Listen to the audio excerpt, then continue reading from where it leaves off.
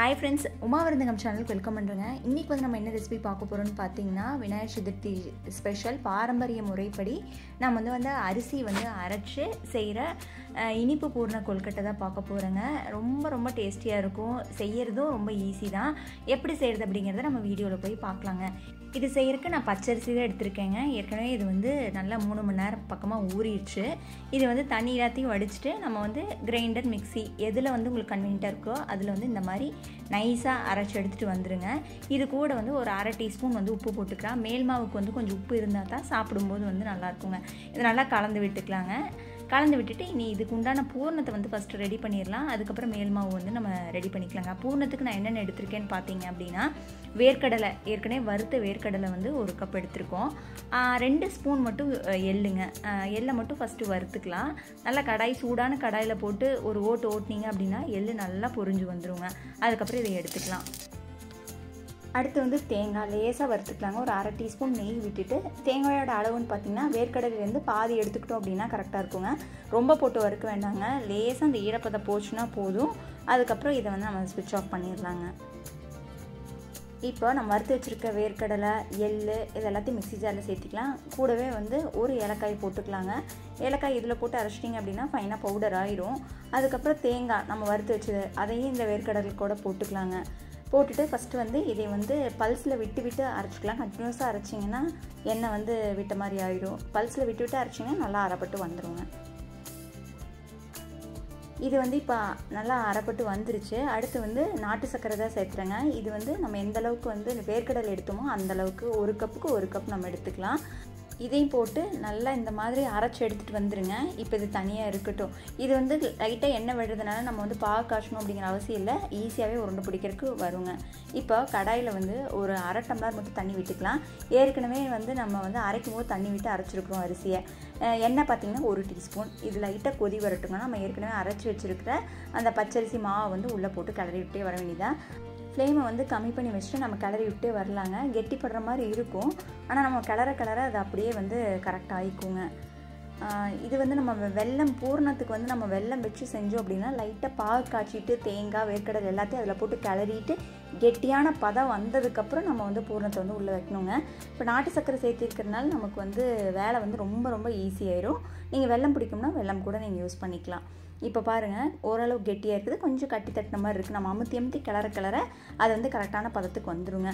இப்போ கிட்டத்தட்ட எல்லாமே ஒன்று சேர்ந்து வந்துருச்சு. இன்னும் ஒரு நிமிஷத்துக்கு அடுப்பில் இருந்தது அப்படின்னா நமக்கு வந்து மேல் மாவு ரெடி ஆயிரும். இப்போ பாருங்கள், எல்லாம் ஒன்றா திரண்டு வர ஆரம்பிச்சிருச்சு. இன்னும் ஒரு ஓட்டினீங்க அப்படின்னா நம்ம மாவை வந்து ஸ்விட்ச் ஆஃப் பண்ணிக்கலாங்க. அவ்வளோதாங்க. இப்போ மேல் மாவு ரெடி ஆகிடுச்சு. ஸ்விட்ச் ஆஃப் பண்ணிவிட்டு வேறு பாத்திரத்துக்கு மாற்றிக்கலாங்க. இந்த பாத்திரத்தில் மாற்றிட்டு இதை வந்து கொஞ்சம் கை பொறுக்கிற சூடு வரைக்கும் இதை அப்படியே மூடி வச்சுருங்க. அப்போ தான் நமக்கு வந்து ஈஸியாக மேல் மாவு வந்து நம்ம திரட்டுறதுக்கு வந்து கன்வீனியண்ட்டாக இருக்கும். இல்லைன்னா கொஞ்சம் கை வந்து ரொம்ப சுடுற மாதிரி இருக்கும். இதை அப்படியே மூடி வச்சிடலாங்க. அடுத்து நம்ம ரெடி பண்ணி வச்சுருக்கிற பூர்ணத்தை வந்து நம்ம உருண்டை பிடிச்சிக்கலாம். நம்ம எடுத்த 1 டம்ளர் அரிசிக்கு வந்து தாராளமாக 10 கொழுக்கட்டை வரைக்கும் கிடைக்குங்க. எனக்கு பூர்ணம் மட்டும் கொஞ்சம் வந்து மீதி ஆயிடுச்சு. மேல் மாவு வந்து நம்ம ஃபுல்லாகவே நான் வந்து பிடிச்சிட்டேங்க. என்ன சைஸில் வேணுமோ அந்த சைஸில் நீங்கள் வந்து பூர்ணத்தை எல்லாத்தையும் ரெடி பண்ணி வச்சுக்கோங்க. இதே பூர்ணம் வந்து நம்ம வெறும் தேங்காயும் வெல்லம் வச்சு பூர்ணம் ரெடி பண்ணி செஞ்சோன்னா அந்த டேஸ்ட்டும் வேறு லெவல் இருக்கும். அது கூட நீங்கள் வந்து ட்ரை பண்ணி பார்க்கலாம். இப்போ ஃபஸ்ட்டு எல்லா உருண்டையும் நம்ம ரெடி பண்ணி வச்சுட்டு அதுக்கப்புறமா நம்ம மாவில் வந்து நம்ம ஸ்டஃப் பண்ணிக்கலாங்க. உருண்டை எல்லாம் ரெடி ஆயிடுச்சு. அடுத்து மாவை பார்க்கலாங்க. கை பொறுக்கிற சூடு வந்துருச்சு. இது வந்து 1 நிமிஷத்துக்கு போட்டு நல்லா பசைஞ்சுக்கோங்க. அப்போ தான் விரிசல் எதுவும் வராமல் இருக்கும். தண்ணி வந்து ஏற்கனவே ஓரளவுக்கு நம்ம விட்டு தான் அரைச்சிருப்போம் இல்லைங்களா? அதனால வந்து அளவாக தண்ணி வேக வைக்கிறதுக்கு நீங்கள் வச்சிங்கன்னா போதும். லைட்டாக நல்லெண்ணெய் விட்டு நீங்கள் வந்து பசைஞ்சுக்கோங்க. இப்போ வந்து உருண்டை பிடிச்சிக்கலாம். உருண்டை பிடிச்சிட்டு நம்ம வந்து ரவுண்டாகவும் நம்ம வந்து ஸ்டஃபிங் வச்சுக்கலாம். இல்லை நீளமாகவும் நமக்கு எந்த ஷேப் நம்ம கன்வீனியண்ட்டாக இருக்கோ அதில் வந்து வச்சுக்கலாம். உங்கள்கிட்ட வந்து மோல்டு இருந்ததுன்னா அதில் கூட போட்டு நீங்கள் வந்து கொழுக்கட்டையை வந்து நீங்கள் ரெடி பண்ணிக்கலாம். இப்போ இந்த மாதிரி சன்னமாக திரட்டினதுக்கப்புறமா நம்ம வச்சுருக்கிற உருண்டையை வச்சு அப்படியே க்ளோஸ் பண்ணிக்கோங்க. இது ரொம்ப ஈஸியான மெத்தடுங்க. மோல்டில் வச்சுட்ருக்கு பார்க்குறக்கு அழகாக இருக்கும் மோல்டில் வச்சோன்னா. ஆனால் இது வந்து டக்குன்னு நம்ம செஞ்சு முடிச்சிடலாங்க. அடுத்து இன்னொரு உருண்டை எடுத்துகிட்டு நம்ம ரவுண்ட் ஷேப்புக்கு வந்து ஒன்று செஞ்சிடலாங்க. மாவு வந்து நமக்கு விரிசல்லாம் விழுகாதுங்க. இந்த மாதிரி நல்லா கலர் எடுத்து செஞ்சிங்க அப்படின்னா நல்லாவே நமக்கு வந்து திரட்டுறக்கு வரும். மாவு வந்து முடிஞ்ச வரைக்கும் சன்னமாகவே தட்டிக்கோங்க.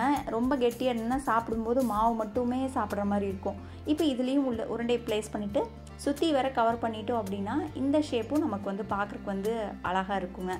இது வந்து இனி எல்லாத்தையும் இதே மாதிரி நம்ம ரெடி பண்ணி வச்சுட்டு அதுக்கப்புறம் நம்ம வந்து ஆவியில் வந்து வேக வைக்க வேண்டியது தான். இப்போ தண்ணி வந்து சூடாக ஆரம்பிச்சிருச்சுங்க. இப்போ வந்து நம்ம இட்லி பாத்திரம் ஸ்டீமர் எது இருந்தாலும் நம்ம அதில் வந்து நம்ம வச்சுக்கலாம். நம்ம ரெடி பண்ணி வச்சுருக்க கொழுக்கட்டை எல்லாத்தையும் வந்து இதில் வந்து ப்ளேஸ் பண்ணிக்கலாங்க. ஹெல்த்தியான ரெசிபி. கண்டிப்பாக நீங்கள் வந்து இந்த விநாயகர் சதுர்த்திக்கு வந்து ட்ரை பண்ணி பாருங்கள். உங்களுக்கு பச்சரிசி வேண்டாம் அப்படின்னா சிறுதானியத்தில் கூட நீங்கள் இந்த மாதிரி ட்ரை பண்ணலாம். உடம்புக்கு ரொம்ப ரொம்ப நல்லது. இது வேகிறதுக்கு ஒரு 10 நிமிஷம் ஆகுங்க.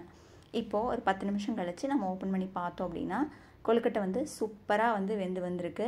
இதை வந்து இனி ஸ்விட்ச் ஆஃப் பண்ணிக்கலாம். ஸ்விட்ச் ஆஃப் பண்ணிவிட்டு இனி சர்வ் பண்ண வேண்டியதாங்க. அவ்வளோதாங்க. நல்ல ஹெல்த்தியான பூரணத்தோட சூப்பராக கொழுக்கட்டை வந்து நமக்கு ரெடி ஆயிடுச்சு.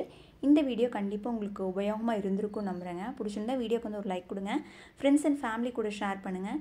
நீங்கள் இது வரைக்கும் உமா விருந்தகம் சேனல் சப்ஸ்கிரைப் பண்ணாமல் இருந்தீங்கன்னா சப்ஸ்கிரைப் பண்ணிக்கோங்க. தேங்க்யூ.